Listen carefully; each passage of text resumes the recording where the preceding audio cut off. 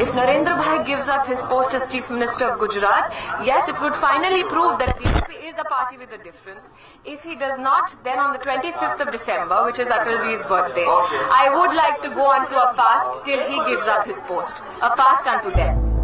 नमस्कार, मैं कुलदीप भारद्वाज नमस्कार इंडिया की आज रात की छोटी चर्चा के आपका हार्दिक अभिनंदन करते हुए आपको याद दिलाना चाहूंगा कि चुनाव आयोग ने एक बार फिर से निष्पक्षता को धत्ता बताते हुए और अपने इतिहास को दोहराते हुए वर्ष 2017 की तरह इस बार भी केवल हिमाचल प्रदेश के चुनावों की घोषणा की है।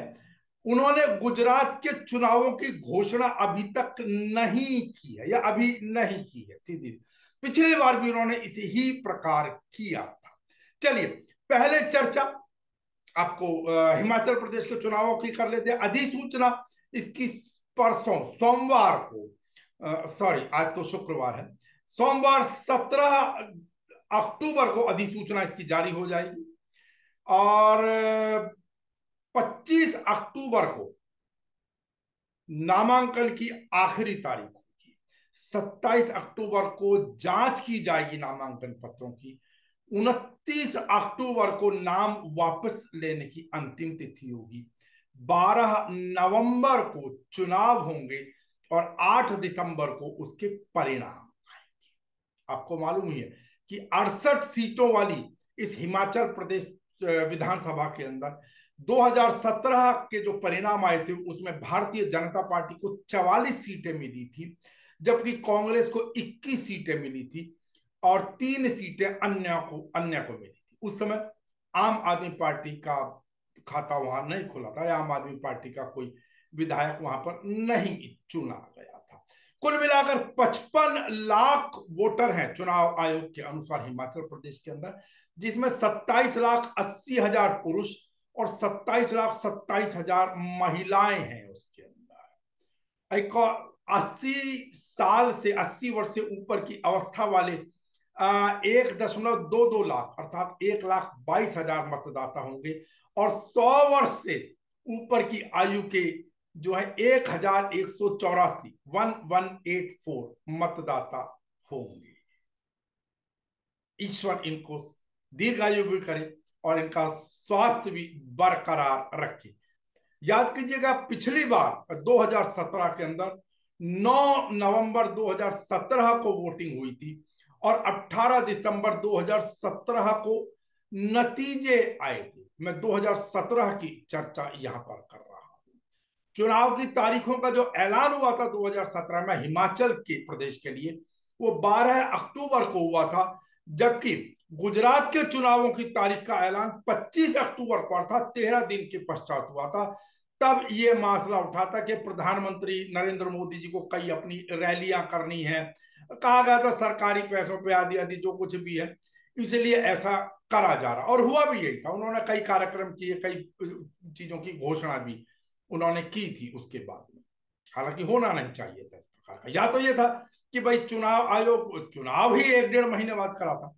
यहां इस बार तर्क दिया जा रहा है कि जी जो हिमाचल प्रदेश की विधानसभा है उसका कार्यकाल 8 जनवरी 2023 को समाप्त हो रहा है, जबकि गुजरात की विधानसभा का कार्यकाल 23 फरवरी 2023 को समाप्त होगा।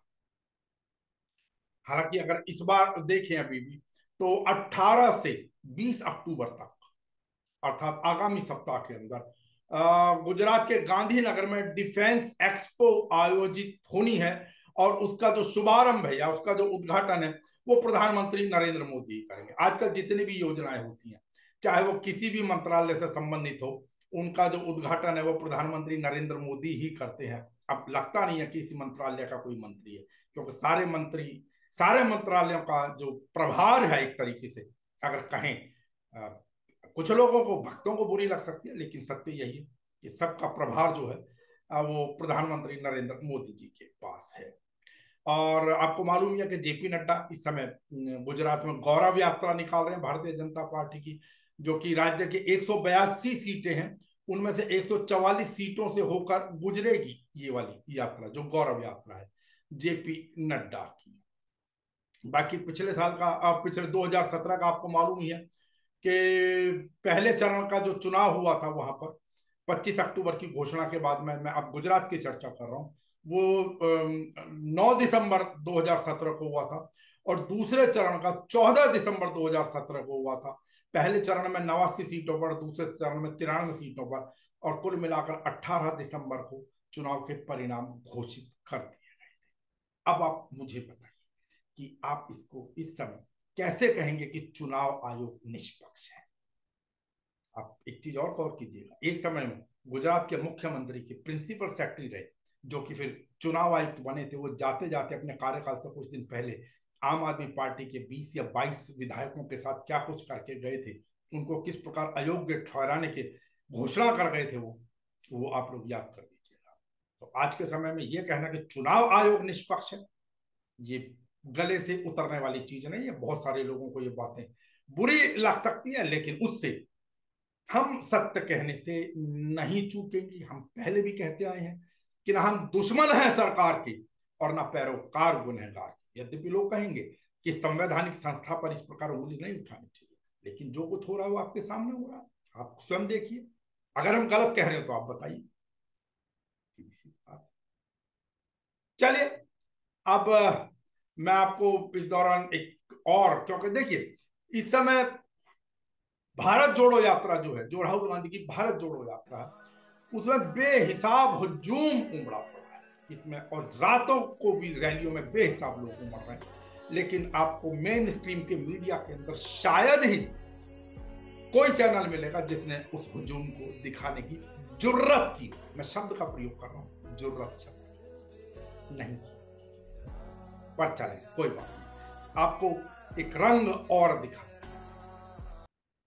वैसे पुराने लोग कहते थे कि नेकी 9 कोस और बदी 100 कोस, पर कोई बात नहीं, कब तक, हम फिर कह रहे हैं, लेकिन जो सत्य है वो दिखाना चाहिए ना।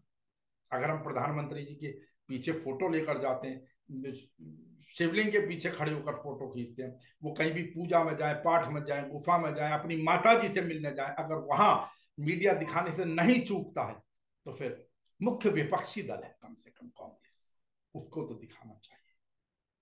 पर चलिए, नहीं करें। हालांकि इसी प्रकार का आरोप आम आदमी पार्टी भी लगा रही है कि उनकी रैलियों के अंदर दुनिया भर की भीड़ों में एक चर्चा और हमारे पास आई थी, उसका मैं अगले कार्यक्रम में चर्चा करूंगा। एक बदरपुर से प्रमोद जी ने हम पे कहा था, हमने जो दिखाया था उस समय, कि जिस प्रकार प्रवेश वर्मा ने दिल्ली के मुख्यमंत्री अरविंद केजरीवाल के लिए जिन मतलब अत्यंत निम्न स्तर की भाषा का प्रयोग किया था, उन्होंने कहा कि भाई जो आम आदमी पार्टी के जो अध्यक्ष हैं, प्रदेश अध्यक्ष हैं, उन्होंने भी तो कुछ इसी प्रकार की, इटालिया, उन्होंने भी तो कुछ इसी प्रकार के शब्दों का प्रयोग किया। लेकिन गौर कीजिए उन दोनों चीजों के अंदर मैं एक कार्यक्रम पूरा का पूरा इन्हीं चीजों पर करूंगा। और याद दिलाना चाहूंगा, इटालिया ने तो फिर सी शब्द का प्रयोग किया है। आदरणीय योगी आदित्यनाथ जी ने तो एक इंटरव्यू के दौरान उसका पूरा का पूरा फॉर्म ही बता दिया, पूरा शब्द का प्रयोग कर दिया था। क्या करते चौथिया पन्ने का, तब किसी आयोग की भावनाएं आहत नहीं होती। समझ नहीं आ रहा क्या, इस बार महिला आयोग ने भी कॉल किया, उनको सब कुछ किया। चलिए, हम फिर कह रहे हैं, हम किसी की निम्न शब्दों का समर्थन नहीं करें, बिल्कुल नहीं होनी चाहिए निम्न स्तर की भाषा, बिल्कुल स्वीकार्य नहीं है। लेकिन आप गौर कीजिएगा, मुझे कहने में कोई झिझक नहीं है, जितने व्हाट्सएप ग्रुप है आप भी देखते होंगे, उसमें जितने फिर शब्द आ जाता है कि भारतीय जनता पार्टी से संबंधित जो लोग होते हैं, जो उनके पक्षधर होते हैं, ज्यादातर की मैं बात कर रहा हूं, वो किस प्रकार के शब्दों का प्रयोग करते हैं, निम्न स्तर के शब्दों का प्रयोग करते हैं, आप भली बातें समझ सकते हैं। अब आप उसको पब्लिक प्लेटफॉर्म पर स्वीकारें या ना स्वीकारें, और अगर आप आने वाली जनरेशन को यही सब कुछ देना चाहते हैं, वो आपकी इच्छा, उसमें हम कुछ नहीं कर सकते। चलिए, एक आपको छोटा सा नजारा और दिखाऊं, राहुल गांधी की भारत जोड़ो यात्रा का। कहीं उनके साथ बच्चे जोड़ते हैं, कहीं बच्चियां आती हैं, उनकी आरती भी करती हैं। ठीक है, इनमें कुछ चीजें प्रायोजित हो सकती होगी, मैं इस चीज को मना नहीं कर रहा हूं, लेकिन सबसे बड़ी बात यह कि जिस प्रकार खुलकर राहुल गांधी के पास लोग पहुंच जाते हैं या पहुंचा दिए जाते हैं, कुछ भी कहें, क्या वास्तव में उतनी आसान पहुंच हमारे प्रधानमंत्री जी के पास है?